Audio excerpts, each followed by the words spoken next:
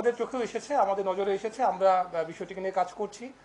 আমরা দেখি যে এটা বেসিক্যালি পেছনে ঘটনাটা কি, কারণ আপনারা হয়তো বা একটি অংশ জানেন, আমরা পুরোটা জেনে যদি এই ঘটনার সাথে সে সম্পৃক্ত থাকে তাহলে আমরা অবশ্যই আইনের আওতায় আনার জন্য যা যা করা দরকার তা আমরা ডিএমপি পুলিশ এবং ডিবি পুলিশ সেটা করবে।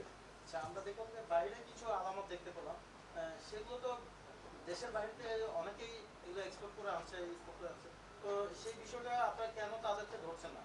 এই অস্ত্রগুলো দিয়ে তো তারা মূলত উৎসাহ পাচ্ছে এই অপরাধ করতে।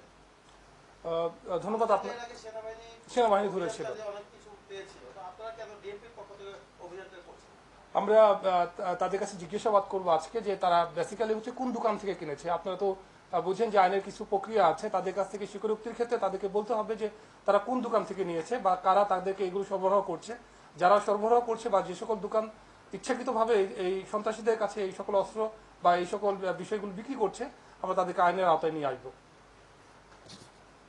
ধন্যবাদ আপনাদের সবাইকে।